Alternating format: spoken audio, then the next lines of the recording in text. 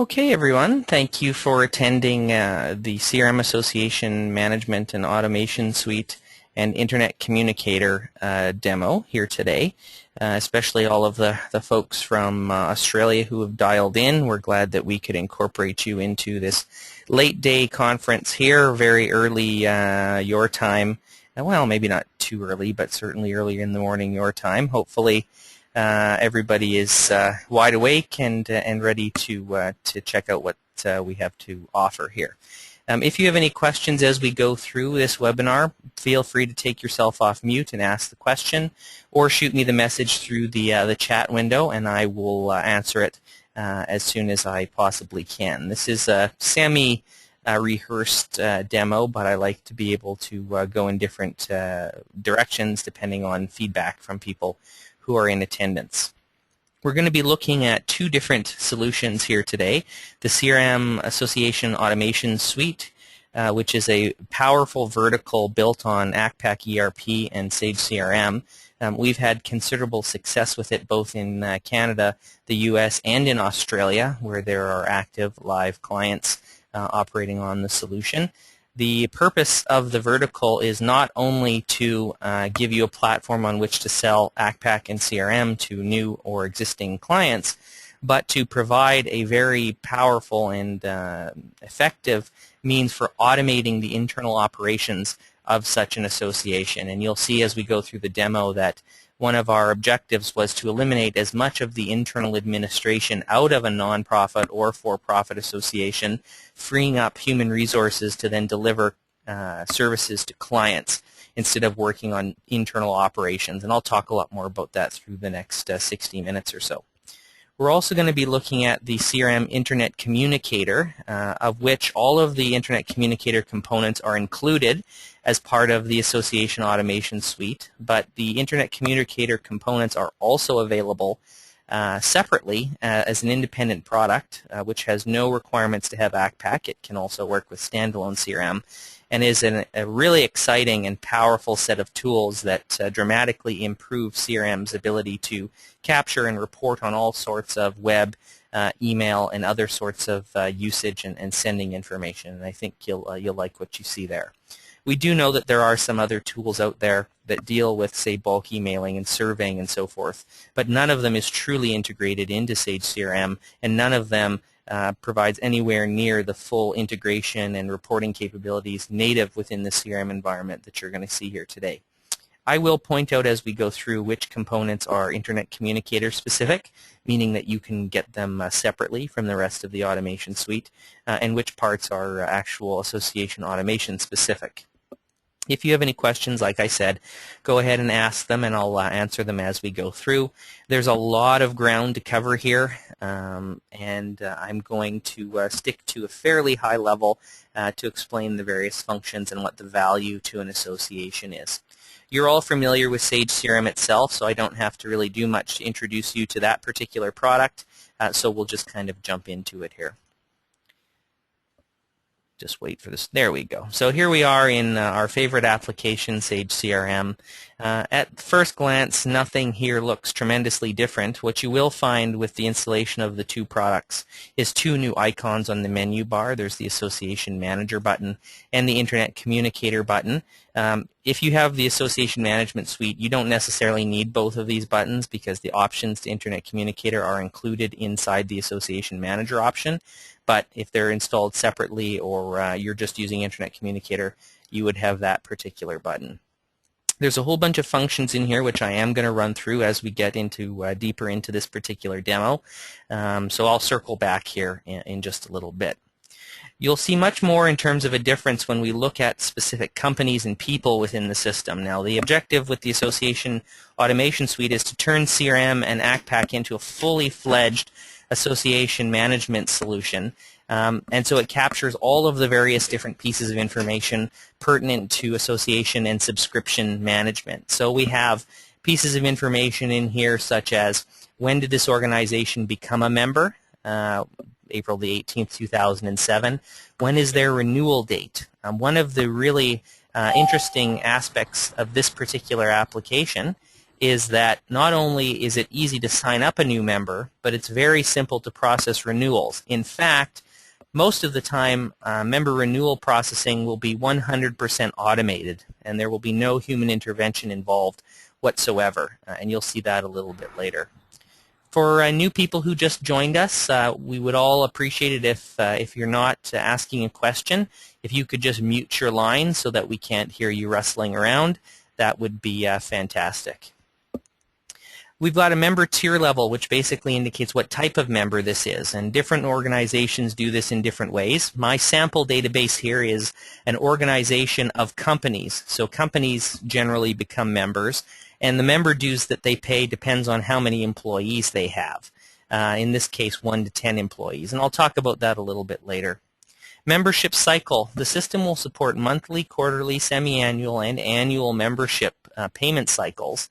And on each one of those cycles, members have the ability to either pay the old-fashioned way by check or credit card, or they can be automatically billed for their renewal, meaning, for example, if it was a monthly subscription or a monthly membership, that each month the system would calculate dues, generate an invoice, process automatically a credit card payment, and then email automatically a receipt in PDF format out to the member. And you can configure that for each one of the different membership cycles, which different payment options are possible.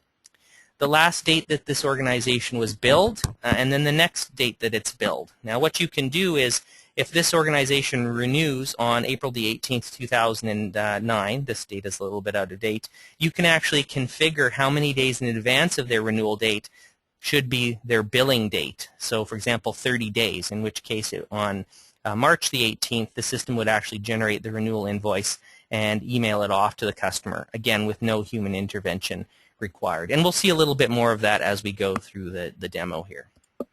We also have a series of new tabs that have been added.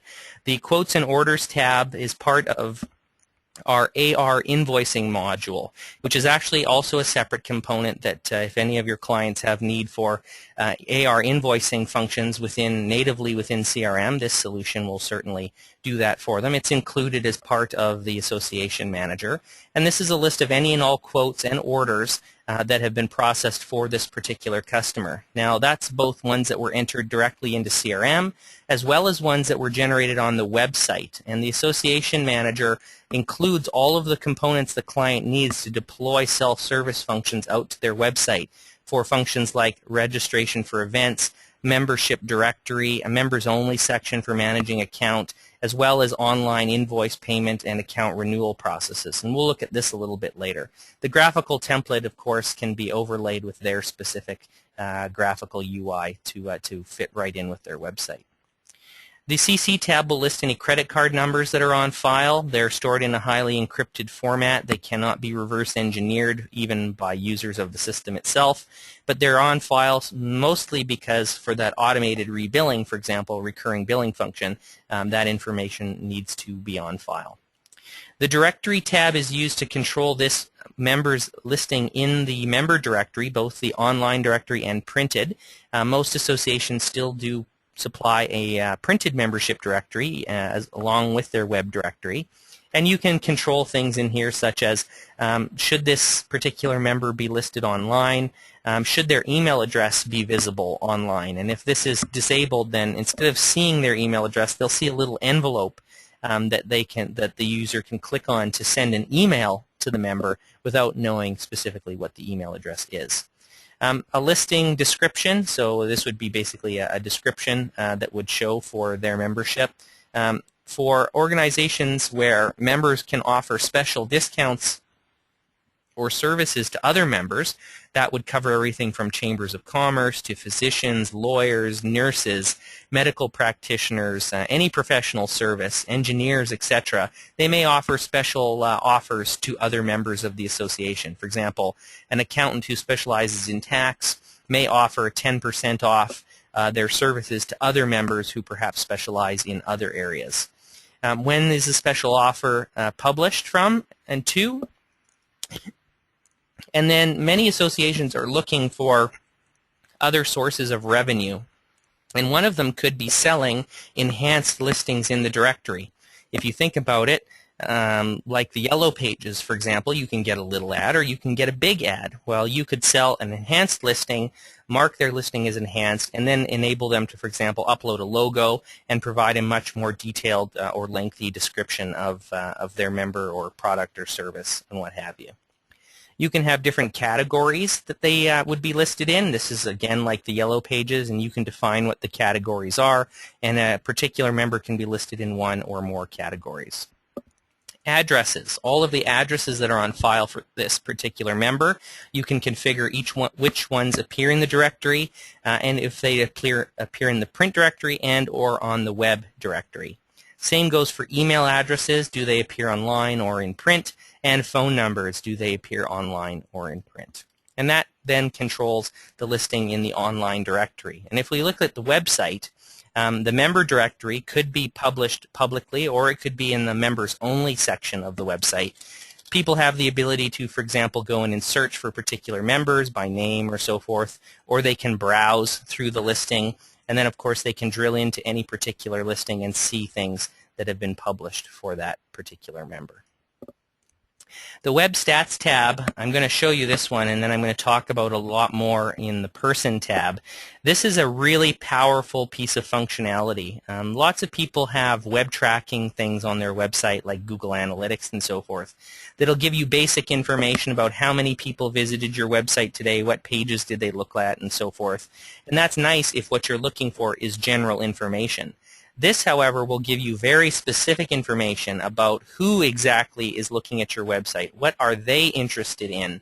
How often do they return? What are their trended interests and so forth? We can see here, for example, that employees or people associated with CRM systems have been to the website 47 times, first on June 23rd, last on November the 25th. We've sent them a total of 11 bulk emails, first on December the 5th, last on December the 8th. They've never clicked through to anything onto our website. These are the sections of the website that they primarily browse. For example, events seems to be quite popular. These are the specific pages on the website that they browse to within the application. Refer is how did they get to your website? Did they come from Yahoo, Google, Bing, click through from links that you sent them, etc.? Those things would be listed here. And then under session visits, we've got the actual visits and which person it was. So for example, on June the 26th, Robert Barnes visited the website. He was on the website for 182 minutes, and he visited 16 web pages while he was there. And in fact, what I'm going to do is now pop into Robert's account within the system, and we'll notice that there's a Web Stats tab here within Robert, and we have the same information here now, but it's specific to Robert Barnes. So these are the pages he looked at. These are the web sections of the website he visited. These are the bulk emails that were sent to him. Did he read them? Did he click on them? These are his specific visits to the website. So on November the 6th at 11:03 a.m., he was on the website for 74 minutes. And what I can actually do is click here, and then I can go and view the actual visit to the website and specifically what he looked at and in what sequence. This is really powerful information. If you think about it, this information all being present within CRM means that you could, for example, create a group in CRM that says, tell me everybody who has been to a specific page on the website in the last 60 days. You could then send a bulk email out to those people. Or you could combine that information with other details, such as ACPAC information. Tell me everybody who has an amount past due on their account and who has gone into the members only section of the web page. Then you could send them an email saying, we know that you love our services and that you're a frequent visitor. Pay your bill. There's lots of different applications there, especially when you see in a bit how there's lots of other information that we're capturing. The Mass Mail tab will tell you what bulk communications have been sent to this person, when and whether they read them, and you can actually click to drill down here to see all the different links within that email and which ones they clicked on and how many times. I'll show you that in a slightly different area a little bit later.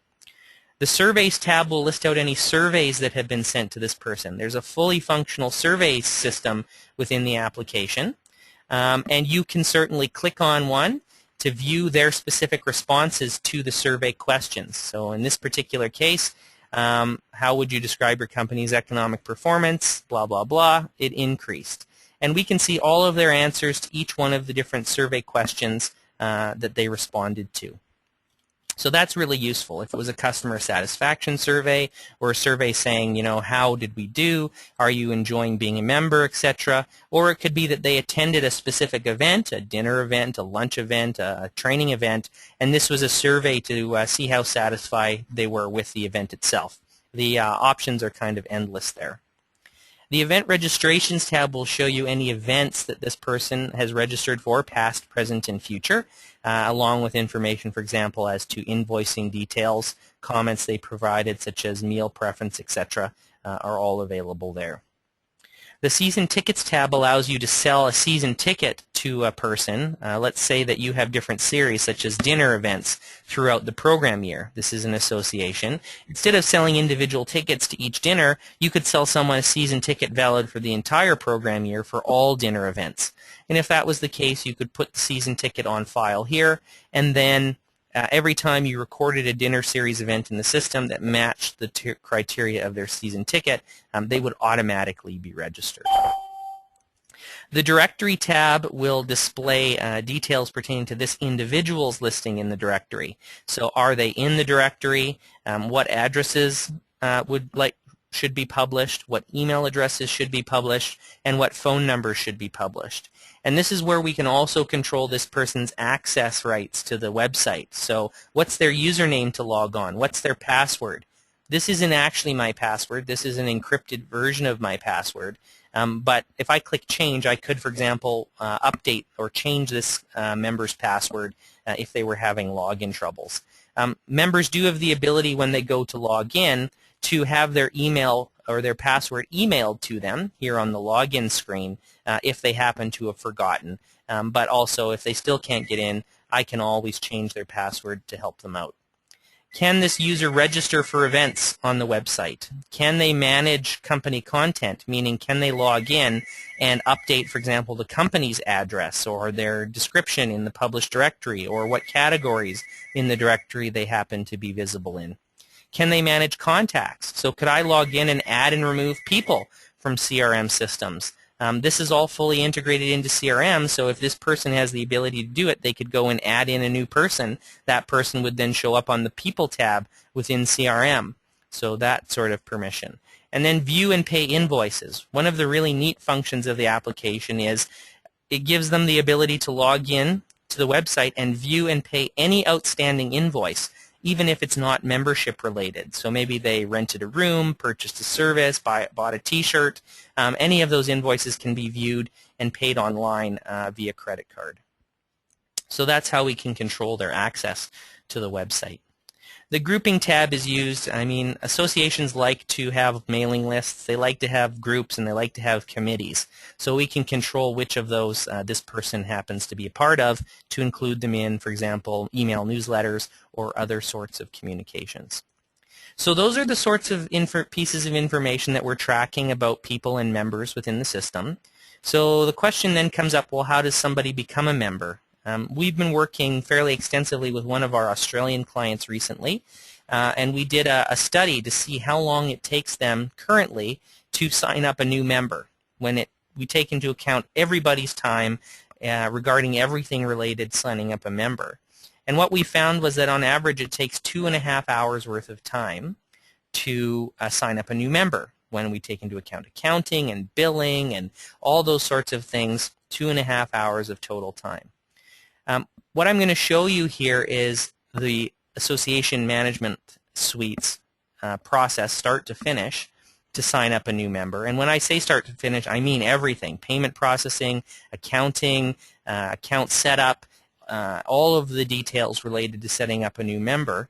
And even though I'm going to go slow and explain what's going on, this will not take us any more than 3 minutes start to finish. So start your time clocks. The first thing I'm going to do is create a prospect in CRM, and we'll call this Demo Prospect A. This is a standard CRM prospect company. I'm going to go ahead and create this guy, fill in all of the basic account details just like you would when creating any company. I'm going to put in the address, We'll do it in Toronto. Okay. Some phone information if I want. Person information, we'll say Mr. Jack Flash. And there we go. There is a special field on this screen, give member price. This will actually allow you to give preferred member pricing to this person even if he's not a member. Event registrations in particular tend to have a member and a non-member price. So if this guy was a VIP or my brother or a past board member or something, we could give him member pricing even though he's not a member. Put in some phone information and email. Okay, so there we go. So we've got a prospect in the CRM system. Now it's an issue of processing a membership order or a member quote, depending on if they want to sign up right now or they're just inquiring to become a member. So we can choose the membership order option. The screen that's going to pop up now is the primary screen in the system that would be customized for an individual implementation, because every association has some unique way of calculating their dues and a unique combination of inputs that go into calculating their dues. But a lot of associations use a very simple thing. We have 12 different types of members, and everybody is one of these types of members. And that's the situation that's represented here. So we choose what date their membership would start. For the purposes of this demo, I'm actually going to backdate this back to June 2009. We choose what type of member they are. Like I mentioned, this sample one is based on company size, so I'm going to choose 1 to 10 employees. This is all configurable in standard CRM select lists and configuration screens. Payment cycle. In this demo, I have enabled annual and monthly, so someone can become a member and renew annually, or they can be a monthly member, and in which case the system will automatically bill them every month. And then you can choose how they would be billed, for example, credit card. I'm going to do annual because what I want to show you is a major issue for associations is maintaining and managing deferred revenue. And as you can imagine, when someone signs up to be a member today for, say, $240, I don't generally want to recognize all $240 worth of revenue today. Because they're a member for a year, I need to defer that revenue throughout the year to correspond with the costs of delivering services to that customer. Revenue deferral is probably the single largest administrative burden that associations face, and almost every association I have talked with or dealt with maintains a massive plethora of Excel spreadsheets that they use to try and manage deferred revenue because no good solution exists. In fact, even associations that are using a vertical app for associations, in Canada, for example, there's one called IRM, and they have, 300 or so customers across the country and in the U.S. Even that vertical suite doesn't handle revenue deferral because it doesn't have a fully functional accounting system, nor does it have an accounts receivable module and other things, all benefits that we bring to the table. I mean, if you're competing against, say, a Razorfish or something like that for fundraising and so forth, or for membership, they don't have a fully functional accounting system in the back end. They have some basic accounting functions and so forth. We have the benefit with this solution, ACPAC CRM Association Manager, of having no weak links in the circle. Everything is strong, and we have fully functional components at all aspects. So we can handle deferred revenue, and I'll show you how that works in just a moment. Many associations maintain a capital endowment or contribution fund where members can donate more than their standard dues to allow them to, say, fund CRM implementation projects or purchase a building or renovate their building or so forth. If that option is turned on in the system, you can then check the box here, and the system will automatically add a predefined donation above and beyond the actual membership dues. That's a donation that when we actually get to the invoice screen in a moment, I could certainly revise down or revise up depending on what the customer wanted to do. But I'm going to just turn it on. We'll go ahead and generate the quote. Now, this is all integrated with ACPAC, so right now all the numbers are churning, the calculations are occurring, taxes are being calculated based on ACPAC tax services, and what we're going to end up with is a fully completed membership invoice in the AR invoicing module. Just take a few seconds to do the math. My demo machine here is certainly not the world's fastest computer, so looks like we're just about done.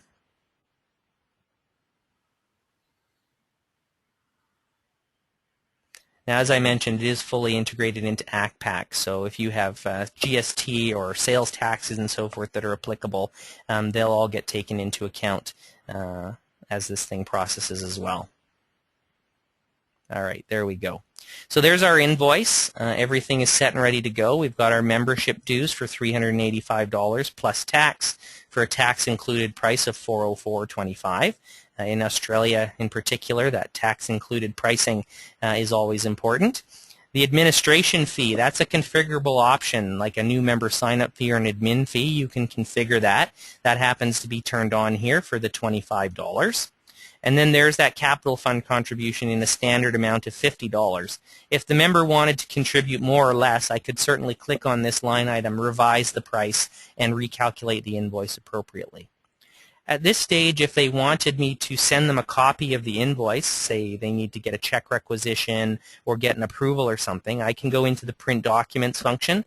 Any of you that have seen our CRM order entry module before, this will look very similar. The process is pretty much identical to what CRM order entry will do. You can choose which template you want to use, for example, member quotation. These are based on HTML templates that you can manage and customize however you'd like. Very easy to do. What do I want to do? Generate this document and file it in the library, generate the document and send it via email, or generate the document and send it to a particular email address. This one lets me choose a person on file. This one allows me to type in what I want to do. I'm just going to preview the document here so you can see kind of what it looks like. This will be the HTML version. If it's actually sent to the customer, then they'll actually get a PDF, but it looks much the same. So there we go, a fairly standard invoice. This one happens to have a tear-off section down at the bottom that the customer can tear off and remit with payment, but that's entirely up to you in terms of your formatting. So I could certainly go and generate that, send it off to the prospect. They may then get a check requisitioned or authorization to use a credit card, or maybe they'll just pay with their own credit card. They might do that right away. It might take a while, in which case I would come back to here once I got feedback from them. If they want to proceed right away, I'm going to convert this into an order. That's going to create an opportunity in CRM and feed into the CRM sales pipeline. Depending on your configuration, you may require payment to be made. You may also allow them to skip payment and finish the process without applying a payment. And that would apply if you allow them to remit check on a delayed basis, at which point you could come back and apply the check to the invoice inside CRM here at a later date. I'm going to require payment. The system is configured in this case to default to Visa payment. You could default to something else. You could go back into the invoice by going to AR Detail and change it to a different payment method, but I'm quite happy with Visa here. The system fully supports integrated credit card processing. We support a number of different payment gateways. If we don't support the one that the customer is using and they don't want to change, it's typically a half a day to a day to complete integration into pretty much any gateway at this particular time. So I can go ahead and process. This will go ahead and go and authorize the credit card and bring back our result. This usually in production takes 2 or 3 seconds. On my demo machine here, it seems to average 8 to 10 seconds to complete this. Again, if you've seen our order entry module, this looks very familiar. $483 has been processed. There's a little receipt just for, well, human sake. We can return back to the order summary, and then our last step now is to finalize this membership. And that's it. We have now done everything necessary to sign up a new member. Everything else is being done automatically. This account is being assigned a member number. The accounts receivable account in AR is being automatically set up. The invoicing is being done. The payment processing is being done. Revenue deferral over the period, the 1-year period, or if it's an abbreviated year because they're signing up mid-year, is all being done here automatically. When this process is finished, the account has also been set up and activated in CRM and has been put on a renewal cycle and is basically complete and ready to go. So it looks like it's just about done. There we go. So you can see now we have an organization which is an active member. the membership number. They're on an annual cycle. They were a member effective June the 1st, 2009, which you'll remember was the date that I selected. They renew on May the 31st, 2010. They'll be billed April the 30th, 2010. So this is the date the system will automatically generate their renewal invoice and send it to them by email. If we go into opportunities, we'll be able to see the opportunity related to their membership. And if we go into that invoice or that opportunity, we can actually view the revenue deferral. Now, we actually billed them based on this membership quote here. But what the system has done is it has broken out that revenue and deferred it across a 12-month period, each month being equivalent except for the first month, because the first month also includes the membership administration fee as well as the capital contribution. These invoices are all dated appropriately for the period in which they apply, and these will all flow into ACPAC and be settled against the single payment that was applied against this invoice. And then over time, that revenue will show as recognized period by period as time goes by. And that resolves the deferred revenue dilemma as revenue goes into unearned and then automatically within ACPAC moves over into the earned state. And that's basically all there is to sign up a new member. And like I said, in our studies with several of our clients, this replaces a procedure that generally uses between 1 and 2.5 hours of human time in traditional methods of processing this sort of thing. And a lot of that is because all of the accounting transactions are completely automated and all of the administration is completely automated, other than the few button clicks that we had to make here today. And that's how someone becomes a member. Now, in terms of renewals, like I said, that can be fully automated in that on April the 30th, the system is automatically going to bill this client. They can then automatically pay by logging into the website. I'll go ahead and log in here. So once they get their invoice, they can go to the website, they can log in, and then they can actually go and view their renewal invoice and just pay it online. Now, they could, of course, remit a check the old-fashioned way as well. If they were actually on a renewal cycle where they were auto-billed, that would just happen automatically. But let's assume they were sent an invoice and they want to pay. I can go in and view my invoices. Oh, I happen to have 3 invoices outstanding. I can click on one. This is a series of web pages that I mentioned are supplied as part of the solution. Once they're supplied, the customer can customize them however they want. If they want to change the look and feel, obviously they would apply their graphical template over top of this, but they can do anything they'd like to further customize them. We can see that for $142.33, this invoice happens to be for group insurance benefits and a conference registration. I can then proceed to pay by credit card. I could update my contact information at this point, and I could punch in my credit card information and check out. Now, when I do that as an end customer, again, all of the financial accounting transactions are done automatically. This information will flow into CRM, which will then flow into ACPAC, and everything will be settled out appropriately. Now, I like to mention a little bit about architecture here because there's a lot of concern these days about security and about PCI compliance for credit card security. And one of the things here is that the website, of course, does not have to be run by the customer. It can be out on some web host somewhere, where they have really no control over the environment at all. And so the issue comes up, well, you know, what if someone breaks into the web server? They could get the credit cards and so forth. And the architecture of the solution here is that credit card information is encrypted and is never stored on the web server. In fact, when I fill this out, what actually happens is the data is all encrypted. It's sent to CRM, and it's actually CRM that processes the credit card, just like we did manually a few moments ago, and then CRM sends the result back to the website. So the card is never stored or used on the web server. It simply is collected here, sent to CRM. Your nice, safe internal system does all the work and then just sends the response back.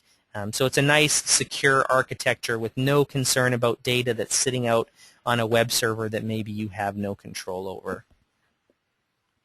So that's it. That's all there is to signing up and renewing a particular member. So then the issue comes up, well, okay, so now we have a member and we want to service them. We want to keep in communication with them. We want to find out what they're thinking. And that's where a lot of the functions pertaining to the Internet Communicator comes into play. Now, the Web Stats tab and the Bulk Email tab and the Surveys tab that we saw earlier on the person entity, those are all tabs that are part of Internet Communicator, right? So these three tabs here, Web Stats, Mass Mail, and Surveys, are part of Internet Communicator, and you can get that product separate from the rest of the Association Manager. So if we look at the Internet Communicator button, for example, you'll see that Surveys, Bulk Email are two of the options that are here. The Web Stats doesn't have a specific menu option to view. The Association Manager button here has the same sort of options, but also has Event Management, and this is one that we've got a lot of inquiries about as well. And that's the next thing I'm going to talk about, is Event Management. So as an association, we may have, our annual board meeting, dinners, lunches, training sessions, any kind of events that we might be running. And you have the ability in CRM to go into Event Management. You can, of course, search through events that are already in the system. I think that I have a spring festival that I set up a little bit earlier. There we go, Spring Festival. Setting up a new event is quite simple. There's just a few values that you need to plug in. You would say, where is the event being held? In this case, it's in my front yard. Is it part of one of your season ticket series, if you have them? If you don't, of course, you don't need to do that. This screen, much like most of the other screens we've seen so far, are standard CRM screens, so you can customize them just like you would any other CRM screen. Adding, removing fields, moving things around, and so forth is entirely up to you. So if you don't need event series, you can just get rid of it. What's the name of the event? When does the event start? March the 30th. At 12. When does it end? March the 30th at 2. What's a description to list on the website? When do you want this event to start showing up on the website? When do you want it to come down off of the website? When do you want online registration to be able to start? That's not necessarily the same date that the event is listed. Maybe it's listed starting on March the 1st, but you don't want to start accepting registrations until March the 8th. And when will online registration end? Often that's the day before the actual event, so that you have time, for example, in this case, for example, it cuts off at 8 a.m. The event starts at 12, so that gives you 4 hours to, print off your registration lists, prep everything, and get everything ready to actually execute the event. Is it a featured event? In that case, it'll show up in the featured event section on the website. Is it listed on the website at all? And can people register online at all? You've got some extra details. How many are the maximum attendees? How many do you expect? You can have parent-child relationships between events. So, for example, you could have an event which was a golf tournament where people could register for the full golf tournament. And then maybe there's a dinner that occurs, after golfing is done, and you want people to be able to separately register for the dinner. Maybe they don't golf, but they want to come and socialize. Or maybe it's the other way around. They want to golf, but they don't want to come to dinner. You could set up the golf tournament as an event, and then you could set up the dinner and make the golf tournament the parent. And then you can set it up so that registering for the full golf tournament also includes a registration to the dinner. You can see what sub-events are configured, if there are any. And then there's event items. So these are the actual saleable items related to this event. And I've got 2 here right now. I've got a single attendee, which includes 1 bum in a seat. And I've got a group of 4, which is 4 people. If for a golf tournament, it might be 1 foursome, 1 tee-off time.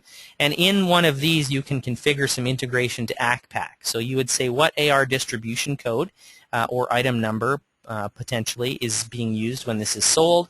What's the description of the item? How many actual people does this include? Is it available on the internet?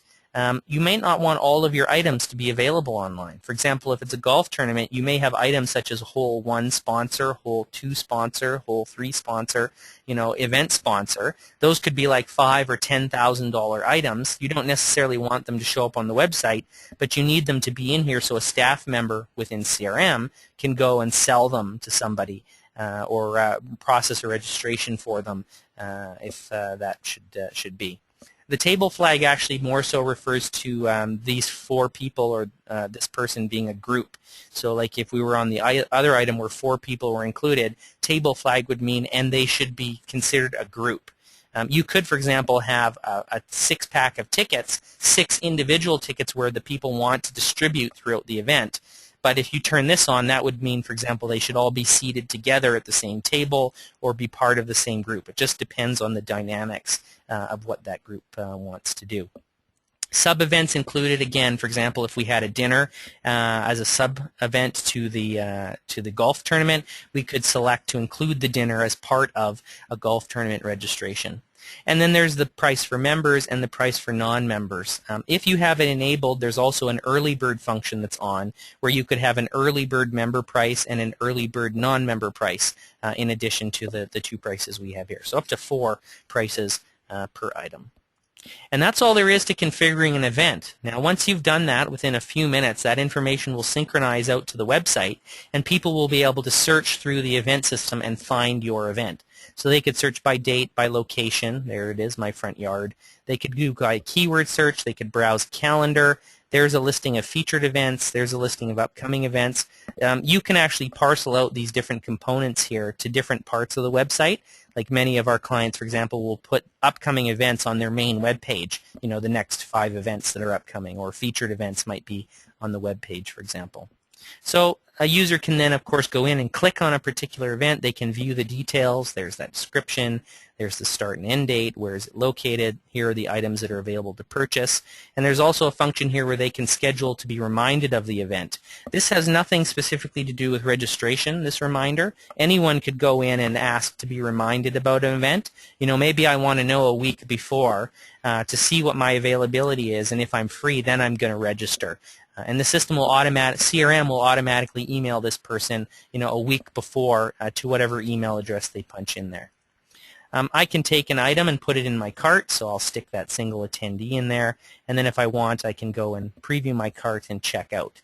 Now this is again fully integrated into ACPAC, so the price here is being run through ACPAC, everything's being calculated, taxes are being appended, and there's our overall grand total.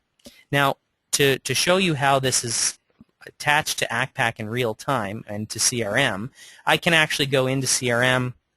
I can go and look up Robert Barnes, or rather, I should have looked up CRM Systems, and I can go to the Quotes and Orders tab, and even though this person has not actually checked out at this moment, the quote related to what they're doing on the website is already here. So there's the quote for the $78.75.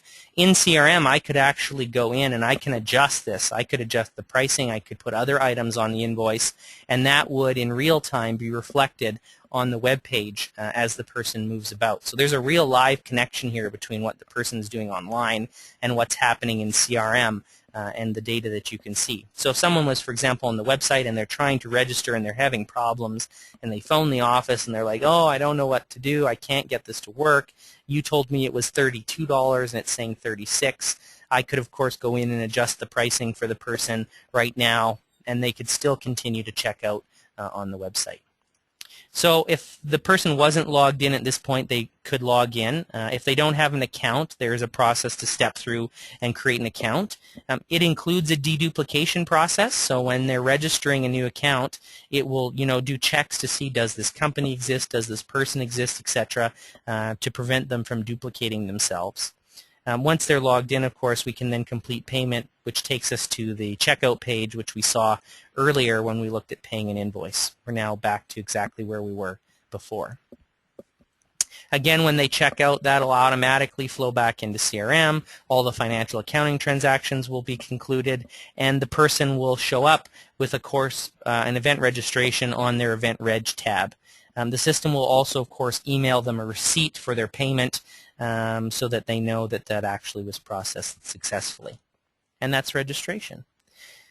And then what happens is, of course, people are registering. You need to keep tabs on what's going on as, say, the event coordinator. There's an event report section that's added into CRM where you can, for example, see what registrations have occurred, see who's paid, see who hasn't paid, all those sorts of things. A user in CRM can actually register you for an event by looking your profile up, clicking register for event, and then they get walked through a similar process to what the person sees online. Oh, okay, there's the Spring Festival. They want a group of 4, stick it in the cart as it thinks. there's the cart, and then checkout. So that can be done from within CRM for a not online sort of experience as well. So then what happens, I mean, you can certainly check your reports and see what's going on, but then there's an event planner where you can actually plan out your event and assign seating, for example. So if it's a sit-down dinner or a golf tournament or something like that, you can go in, you can view the list of registered people.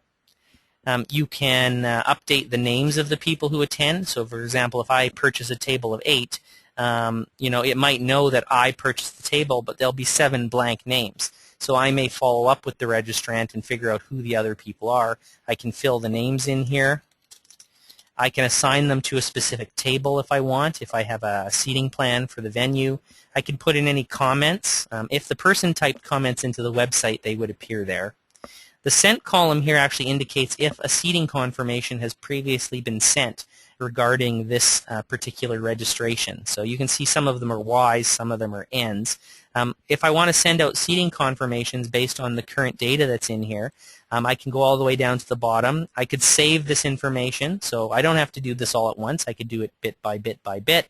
And I could add a person in and bypass invoicing. So for example, if I wanted a staff member to attend or a board of directors member or something and they're not paying, I can add them in manually. And then the finalize button will allow me to actually send out seating confirmations. So I would choose a CRM email template. For example, I have an event seating template that I've sent up previously. This is just a standard CRM email template. There's nothing terribly special about it.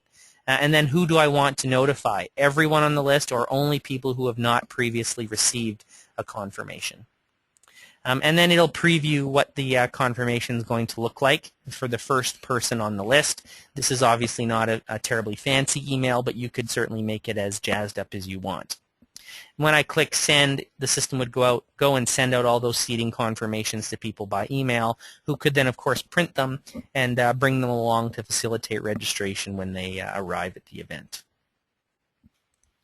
So that's basically the events function within the system. So that allows you to create, publish, process registrations, and set up for registration on event day. And then, like I mentioned, there are various different reports included in event reports, and all of the data is part of CRM, so you could create any CRM reports you wanted to look at that data in alternate ways. The next two functions, surveys and bulk email, are parts of Internet Communicator itself. They're also included in Association Manager, and the first one is surveys. We previously saw how we could go and view a survey that had been sent to a person and that when they responded what their answers were. This will allow us to actually set up and send a survey. So there's a few bits to this. First is questions. We can define a bank of questions, and we can reuse questions over and over. So, for example, are lower interest rates having an impact on your business? There's lots of different types of questions. You've got multiple choice, short text, long text, yes, no, numeric, date, multi-select, for example. You can define what's the question, what are all of the possible answers. And there's a really powerful function here. This is more an advanced function, but this is where you can actually set the system to update CRM based on the response to the question. So for example, if the question was, you know, we're updating our files, please give us your current job title, you can actually set up an automatic update and put in a SQL statement here that would tell the system that when they receive a response, it should automatically update the person title field on the person record. Or it could be that you send a task to the account manager. You know, if the question is, how do you rate our service on a scale of 1 to 10? You know, if they answer a 5 or lower, put a task on the account manager to phone this person and find out what the heck is going on. There's a lot of power there. And you can actually have an auto update, or you can have the update processed on acceptance, in which case the person, like a person within the association or within the customer, would have to go and review the survey, and if they were happy with it, they would then choose I accept the results, and the data update would occur at that particular time. So you define all of your different questions, and then you're going to assemble them into a questionnaire.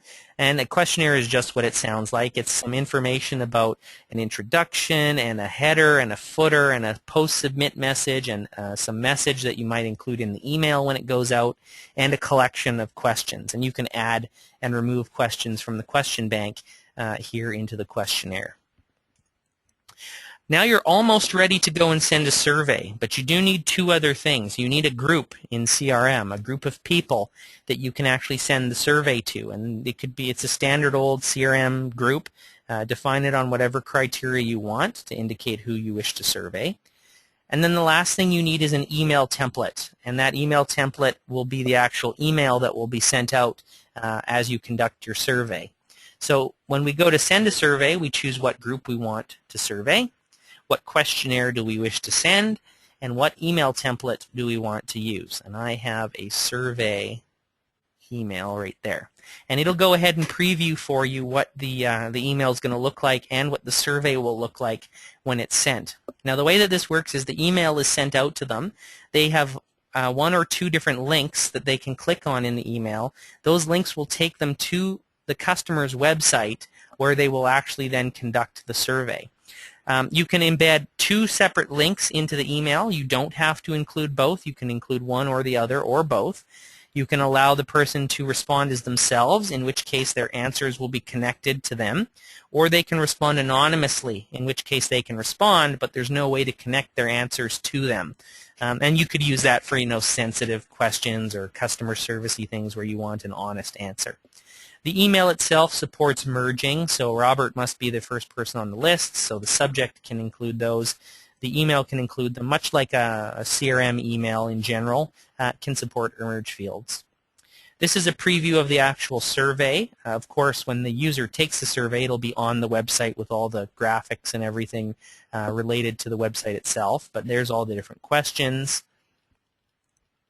So you can just preview what it might look like. Okay, so when I'm ready to go and I'm happy with this, I just click send, and the system will go ahead and shoot out all of the emails to people with the survey. Now, typically within a few minutes, you're going to start getting responses back, and the survey stats option here will allow you to either monitor progress or go back and look at the results of the survey. I can go in here and find a particular survey, such as this guy here, and it's just going to take a minute or two to crunch all the numbers. There's a lot of number crunching to do here. And it'll show us the statistical analysis of this particular survey.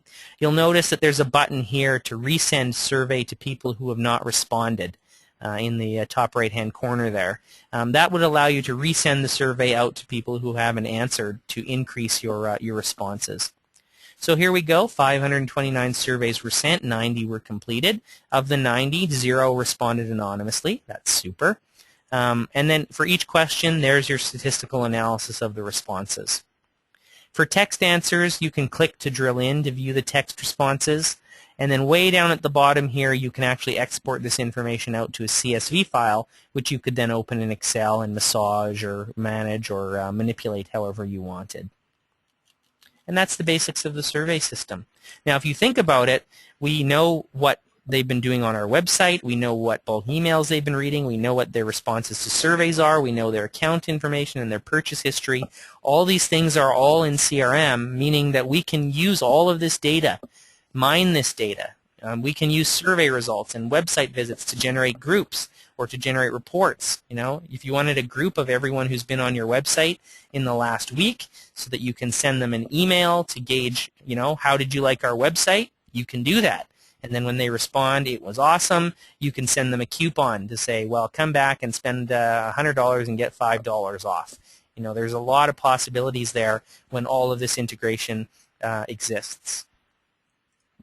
The last thing is bulk emailing. And I've talked about this a few times. Now, CRM itself has a tool that allows you to send bulk email. But it's not a great tool, and it has no way for you to measure what's going on, no response handling, no bounce back handling, none of that sort of stuff. So this tool allows you to do all of those things and more, but it handles it in a different way than other bulk emailing tools like Constant Contact or those sorts of things, okay? Tools that are completely separate from CRM, and maybe you have some sort of an import-export going on, have a huge disadvantage. Obviously, there's the extra work involved in using them, but when everything's integrated into CRM, you can use your bulk emailing activities to actually manage and clean your mailing list. And it's a little counterintuitive, but I think you'll see what I mean as I go through here. So I'm going to go ahead and fire off to send out a bulk email. You need a few things to do this. You need a group that you want to email, and you need some sort of content that you want to send. Now, unlike other bulk emailing tools that will have some sort of an HTML editor built in, we have purposely excluded an HTML editor here. And the reason is that almost every organization we talk to these days already has one. It's either their content manager in their website, or they use like a Microsoft Front Page or Word or Publisher or something. They already have a tool that they're used to using. And if they don't, then we'll recommend that they use, for example, Expression Web or Front Page, or they use their content manager on their website. The point being, we didn't see any purpose to provide yet another tool that they have to learn that has its own nuances and everything else. The other reason is because there's an issue here of us being able to kill two birds with one stone. For organizations that have a content management system on their website, or that generate the HTML and want to publish it to their website. So for example, if I'm an association and I have a monthly newsletter, I not only want to send my newsletter out, but I also want to have a page on my website where people can go and view all of my past newsletters. By handling it this way, we can do both at the same time. They use their content manager to create the content, or they create it in Front Page and upload it to their website. And then what we do is we just have them tell us where on their website does the content exist. So I have an example called indexnew.htm, which is on my website. I choose which group I want to email. What's my email subject? Who do I want this from? Super Sales Guy. And what email address do I want responses to go to? reply@mycompany.com. And like I said, that's the name of the HTML file which I've already uploaded to my website, or that I created on my website using my content manager. And then I just hit preview. Actually, the emails that you all got about this webinar were all generated in our CRM system with this tool. So we hit preview, it goes to the website, it retrieves the content and brings it back here to preview. Now this actual sample I created in Microsoft Word, and then I just saved it up to my website via FTP. It was very simple to do. It took me a few minutes. There's absolutely nothing special about this document. I have not embedded secret codes. I have not set up special linky things. I haven't done anything. It's just your standard plain Jane, anybody can create it, HTML document, which I created in Word as a Word document and then saved as HTML. The association manager, the internet communicator is going to go through, and it's going to do all of the work. It's going to figure out everything that needs to be tracked. It's going to modify the file as is appropriate, and it's going to figure everything out all on its own. It fully supports merge fields. So in my source, this would have said pound _first name pound, just like in other places in CRM. And it's gone ahead and merged in the first person on the list. His name's Jay. And otherwise, there we go. There's my, my nifty looking email, right? So I can preview it, make sure it looks good. If I'm happy with it, then I just click send, and it'll go ahead and queue up to send the email. Now the emails are being sent from the customer's server, or their SMTP server host, whoever that happens to be. There's a number of configuration options in the system that allow them to control the rate at which emails go out. So for example, you can tell it to wait 10 seconds between each email, or you can tell it to send out 1,000 emails, wait for an hour, and then send out another 1,000 and wait for an hour. Or you can do both. Send out one email every 10 seconds, and after sending 1,000, wait 2 hours. That's entirely configurable to control, too much traffic going out all at the same time. Now, once the email has been sent, usually within a few minutes, you're going to start getting results. And so actually, this is my live CRM system, and this is an email that I sent out on July the 29th, and I want to use this because it's a nice example. This email was sent to 4,648 people, 699 read it, which is 15%. This was an unsolicited email in the local marketplace making fun of United Airlines. And so 15% read rate is extremely high for unsolicited emails, so that was pretty nice. 361 clicks occurred, and they came from 45 distinct people. So that means 45 people clicked on something, and they clicked a total of 361 times. So the average person who clicked 7 times, which is also pretty impressive.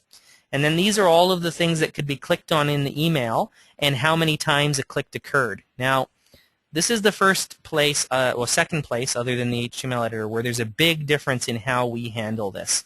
most things like Constant Contact, when you send out a bulk email, before you do, you have to set up what's called a microsite or a landing page. And anything that they click on in the email goes to the landing page. And by going to the landing page, that's how you can track if they've clicked on something. We have no landing pages, we have no microsites, and we can not only track clicks to your website, we can track clicks anywhere. For example, this was a link to a YouTube video, to Gardner Group, to Sage Summit, to the TPAC conference, to the Canadian Privacy Commissioner. None of these are our website, but we can track them all. In fact, this guy here was on our website, but it's not a web page. This is a radio interview that I did on a local talk radio station. So you can actually track not only click-throughs to web pages, but anything on the internet, whether it's on your website or somewhere else. So if you wanted to send them a link to the next Sage Summit, because you want your customers, for example, to go and attend, you'll be able to see if they clicked and if they went through to the Sage Summit website. No problem. So very powerful, and I don't know about you, but it seems pretty easy to use from my perspective. And we've talked to a number of companies who have been using other solutions, and they're like, holy man, is this ever simple? This is so easy compared to what I have to do today, where I have to export this list and import it in here and set this up and design my micro page. And, you know, it's kind of messy. This, very, very simple. Okay, so that's the basics of the functionality there. Now the last thing that we handle very differently, the third big difference, but it's different, but it's for a really important reason, and I think the results are really quite substantial, is handling of bounce backs. Okay, and when you use a Constant Contact or any of those outsourced email functions, you have to pay attention to your bounce backs, because you really have no other mechanism to know what's going on, right? You had a list of 1,000 people and 200 of them bounced back, so you're going to have to now go back and do a bunch of work and update them or eliminate them, and it's kind of messy. Because, again, we're fully integrated with the CRM system, we can handle this in a much more elegant way that doesn't require some crazy email captain to be monitoring these things and dealing with it. So the system will handle this smoothly and naturally and automatically. And the way that it works is, in the back-end administration system, you have the ability to configure email bounce settings. Okay, and there's a number of different types of email bounces you may or may not know, but there's basically 20 different types of email bounces, and they go from everything from what's called a hard bounce, meaning the email couldn't be delivered because the domain doesn't exist, all the way down to a soft bounce mailbox full, meaning that it bounced because the email got there and the guy's mailbox was full, so it got sent back. And what you can actually do in here is you can configure whether email disabling is enabled for this type of bounce, and then you can say over a particular date range, time frame, 30 days, if there are 3 or more bounces within that time frame, then the system should automatically disable this email address off of the mailing list. And you can do it on a per bounce basis, which you would do by turning this on, or if this is turned off, it'll actually aggregate all different types of bounces together for that email address when calculating the 3 within 30 days. And then when the email address is automatically disabled, you can actually configure a CRM user which will receive a notification by way of a task that gets put on their task list, letting them know that this email address has been disabled and that an action is required. So if you're thinking about it, somebody else is doing emails. I happen to be maybe the admin assistant or marketing person. I get a task saying Robert's email has been disabled. That all happens automatically. No human has had to do anything to make that happen. But more importantly, what's going on is your actual sending of bulk emails through the system is actually cleaning your mail list.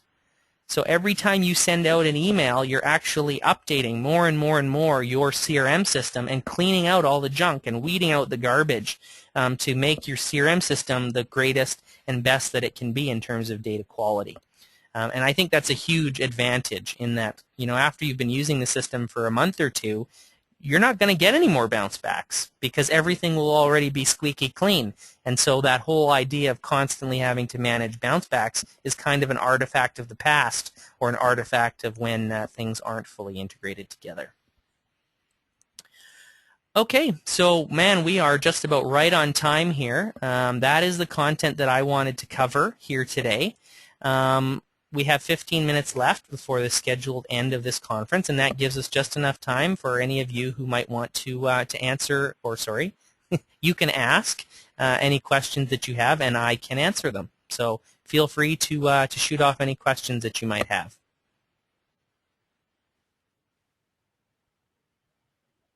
Anybody? You guys are the quietest group that I've presented to in a long time. Robert, this is Grant Goldberg. Hey, Grant. I just wanted to compliment you on a very well thought out, fully integrated solution, from credit card processing to online, just a very nice, complete system. Well, thank you very much. There's actually 2 modules that are being worked on right now that should be available shortly that will be included as part of software assurance for anybody who purchases the solution. One of them is a committee module that will actually establish committees with committee communications, documents, a fully fledged ability to manage committees within the association. And then the second one is a donations module, which is more so for nonprofit associations that will create an easy path to accepting non-solicited and solicited donations integrated into campaign management and so forth within the system, which will also flow through, of course, through accounting and payments and so forth as everything else in the system does. And we expect those 2 modules to likely come online probably mid to late April at the latest. Okay. Again, you also did a very nice demo. Thank you. No problem. Hi, Rob. It's Natalie. Hi there. I have 2 questions. One with the self-service type of functionality. Does that require the Sage CRM self-service module, or is it based on your own framework? It does not require the self-service module. And what's the best way to get a demo version of this? This application is not simple to set up. I mean, you can obviously see there's a lot of moving parts here, okay? So we don't actually have a demo copy that we distribute for you to install and run locally, but what we do is we run a demo system here that's available to you 24/7 that you can log into remotely and do whatever you would like to. Great. So we just contact you to organize the login details? Yeah, we'll get you the credentials and you can log in any time to use it. Okay, thank you. That sounds good.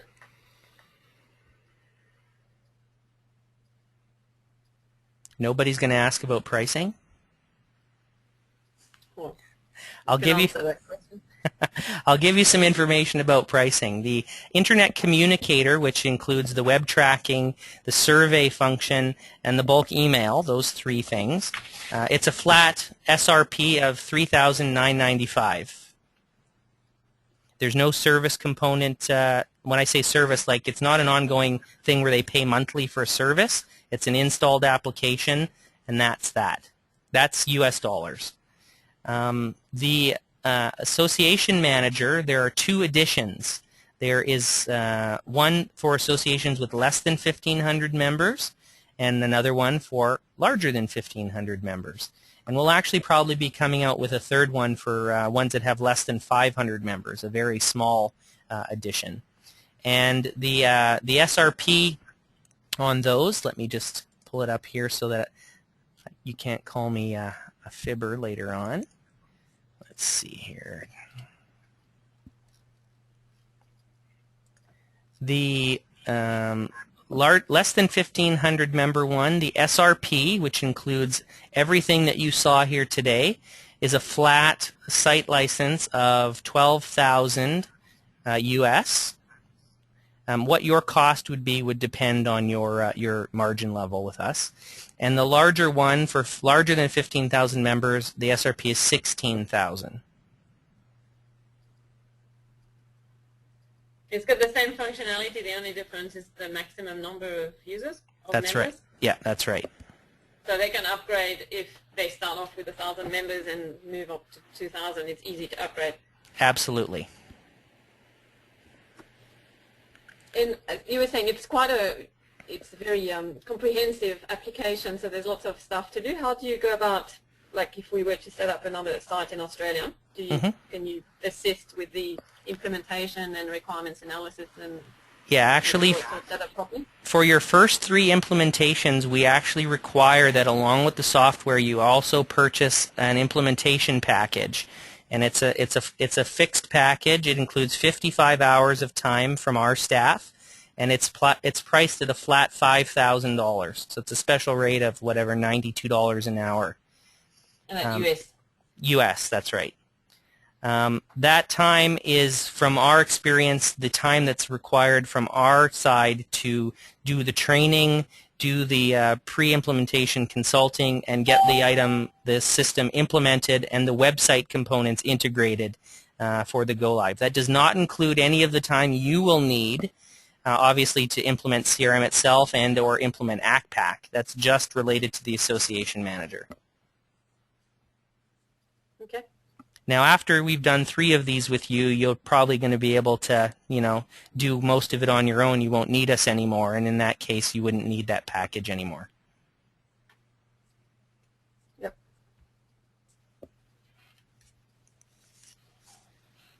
Robert, was that package of the $5,000 for all 3? No, Or- that's for each site. So, okay, so we would need it required for the first 3 sites. Yeah, I mean, if you do the first one and then on the second one we find that you're a rock star and you've been able to pick it up really fast, it's not a hard rule, but based on our experience, it'll take about 3 implementations for you to not need us anymore. Well, at your discounted rate, could we even use that as an ongoing, subcontractor for additional installations, and just you would do that part always? Oh, absolutely. Yeah. Okay. I did have a question about the Internet Communicator with regards to, blacklisting. Is your only protection against blacklisting this timing of pausing for an hour or sending out every 10 seconds or every 10 minutes?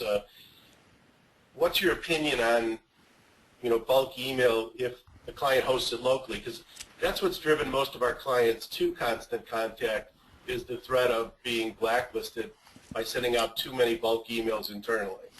Well, we're not sending out bulk email. Like the main way that servers determine if something's a bulk email is if one email has a whole bunch of recipients.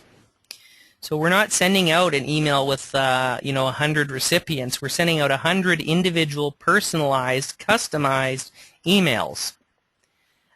So it's a big difference from your traditional bulk emailing system, and that's one of the big ways that these emails aren't automatically determined to be spam or cause you to go onto a blacklist. That being said, if people who are receiving the emails complain, I mean, it's not going to matter where your emails come from. You could get blacklisted. So there would be a situation where they may want to periodically check the blacklists to see if they've gotten on and request off. So it is a concern. We have never run into any problems to date, knock on wood. Just by formatting and sending things out, not in huge volumes all at once, not with 1,000 recipients per email, but individual, personalized. Like, no 2 emails are the same that go out of the system. So even if you sent 100 emails to IBM.com, you're not sending 1,000 or 100 identical emails that can be picked up as spam. Each email is individually assessed, addressed, and personalized to the recipient, which generally means that it's not spam. Okay, thank you. When I sent out an email communication for the webinar, that goes out to about 2,600 people.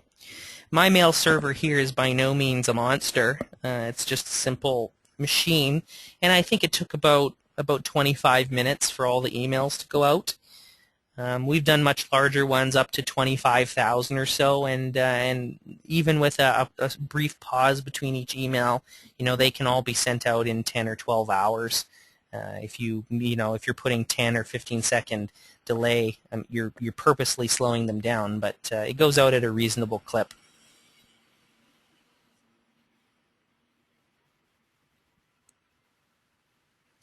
Okay, well, then I guess if you don't have any more questions here, you can always follow up with me by email or phone at another time. I will, just before you all go, let you know about 2 other products that are upcoming, and we're actually going to be offering a free version of one of them.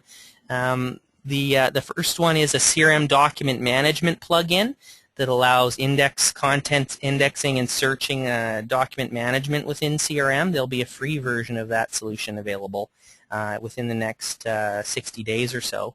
And then the other one is the group calendar resource planning one, which will also have a free edition available for clients to install as well, or for NFR copies. So look for materials we'll send out on those 2 topics. We've been having a lot of success with the document management solution. Combined with CRM's native filing capabilities, we've actually been able to displace dedicated document management solutions with Sage CRM, saving clients a huge amount of money in the process of doing it. So we're kind of excited about that one as well.